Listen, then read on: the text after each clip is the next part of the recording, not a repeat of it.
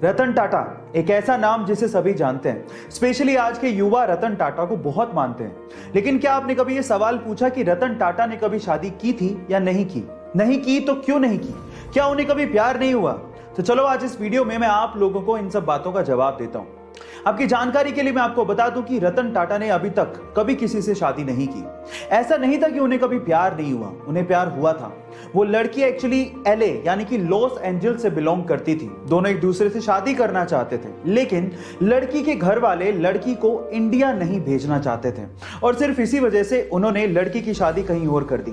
लेकिन हमारे रतन टाटा जी ने अपना कमिटमेंट निभाया। उन्होंने उससे प्यार का और शादी का वादा किया था और उन्होंने इस वादे को ताउम्र निभाया और कभी किसी से शादी नहीं करी। यह है उनकी लव स्टोरी, एकदम उनके जैसी परिपक्व। गाइस, एप्पल हमारे शरीर के लिए जितने अच्छे होते हैं उसके बीज हमारे शरीर के लिए उतने ही खतरनाक होते हैं और उसके पीछे का रीजन है एप्पल के सीड के एक सब्सटेंस से निकलने वाला साइनाइड। जी हाँ गाइस, अगर आपने गलती से एप्पल के सीड्स को चबा लिया या फिर निगल लिया तो उसके एक सब्सटेंस से साइनाइड रिलीज होने लगता है जो कि हमारे खून से घुलने लगता है। देखिए, छोटी मोटी मात्रा से तो कोई फर्क नहीं पड़ेगा, लेकिन अगर एक इंसान 200 से ज्यादा एप्पल सीड्स को खा लेता है या चबा लेता है तो उसकी मौत भी हो सकती है। इसलिए बेटर यह है कि आप जब सेब खाएं तो उसके सीड्स को बाहर थूक दें, यही आपके लिए अच्छा है। गाइस, अक्सर आपने देखा होगा कि बहुत सारे लोग पानी पीने के बाद उस प्लास्टिक की बोतल को या फिर कोल्ड ड्रिंक पीने के बाद उसके कैन को जहां तहां ऐसे ही फेंक देते हैं, जिससे हमारे एनवायरनमेंट को भयंकर नुकसान उठाना पड़ता है। अब इसका सॉल्यूशन क्या है? इसका सॉल्यूशन निकाला है जर्मनी ने। गाइस, जर्मनी में क्या होता है कि जब वहां के लोग पानी पीने के बाद प्लास्टिक की बोतल को या फिर कोल्ड ड्रिंक पीने के बाद उस कैन को रिसाइकिल के लिए देते हैं तो उन्हें 0.25 यूरोज रिफंड किए जाते हैं।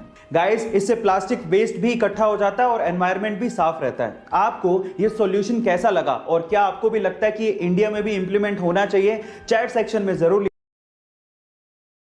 नए छपे गुलाबी रंग के 2000 रुपए के नोट की वैल्यू तो 2000 रुपए है, लेकिन क्या आप इसकी रियल प्रोडक्शन कॉस्ट जानते हैं? अगर आप भी ये सोचते हैं कि 2000 रुपए के नोट की प्रोडक्शन कॉस्ट भी 2000 रुपए है तो आप गलत सोच रहे हैं। एक्चुअली एक 2000 रुपए के नोट की रियल प्रोडक्शन कॉस्ट मात्र 3 रुपए 54 पैसे है।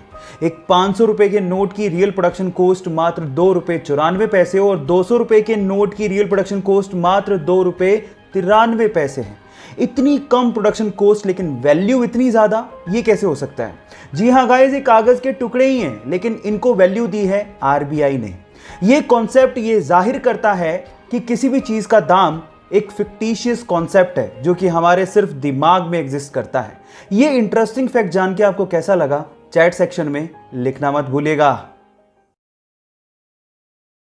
गाइज, अगर मैं आपसे सवाल पूछूं कि इस दुनिया का सबसे नीडर यानी कि सबसे दिलेर जानवर कौन सा है तो शायद आप लोग शेर का नाम लें, लेकिन Guinness book of world record के हिसाब से इस दुनिया का सबसे नीडर जानवर शेर नहीं है, बल्कि वो है हनी बैजर। जी हाँ गाइज, आप लोग ये सुन के हैरान रह जाएंगे कि छोटे से आकार के होने के बावजूद भी हनी बैजर बड़े बड़े मांसाहारी जानवरों से भिड़ जाता है और तब तक लड़ता है जब तक कि वो सामने वाले को मार ना दे या खुद ना मर जाए, लेकिन वो पीछे नहीं हटता।